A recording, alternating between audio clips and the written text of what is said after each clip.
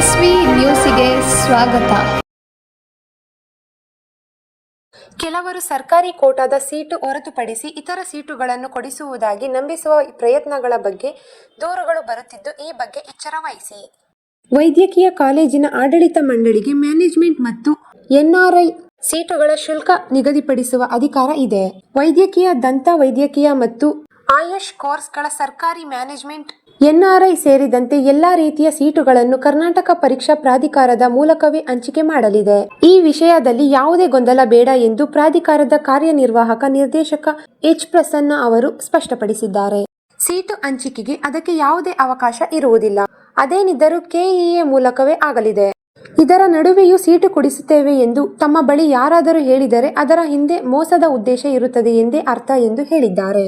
ಸರ್ಕಾರಿ ವೈದ್ಯಕೀಯ ಕಾಲೇಜುಗಳಲ್ಲಿ 15% ಸೀಟುಗಳು ಮಾತ್ರ ಎನ್ಎಂಸಿ ಮೂಲಕ ಹಂಚಿಕೆ ಮಾಡಲಾಗುತ್ತದೆ. ಉಳಿದ 85% ಸೀಟುಗಳನ್ನು ಕೆಇಎ ಮೂಲಕ ಹಂಚಿಕೆ ಮಾಡಲಾಗುತ್ತದೆ. ಹಾಗೆಯೇ ಖಾಸಗಿ ವೈದ್ಯಕೀಯ ಕಾಲೇಜುಗಳ ವಿಶ್ವವಿದ್ಯಾಲಯ 100% ಸೀಟುಗಳನ್ನು ಕೆಇಎ ಮೂಲಕವೇ ಹಂಚಿಕೆ ಮಾಡಲಾಗುತ್ತದೆ. ಕೆಲವು ಡೀಮ್ಡ್ ವಿಶ್ವವಿದ್ಯಾಲಯಗಳ ಅಲ್ಪ ಪ್ರಮಾಣದ ಸೀಟ್ ಬಿಟ್ಟು ಉಳಿದ ಎಲ್ಲವನ್ನೂ ಎನ್ಎಂಸಿ ಮೂಲಕವೇ ಹಂಚಿಕೆಯಾಗುತ್ತದೆ ಎಂದು ವಿವರಿಸಿದ್ದಾರೆ.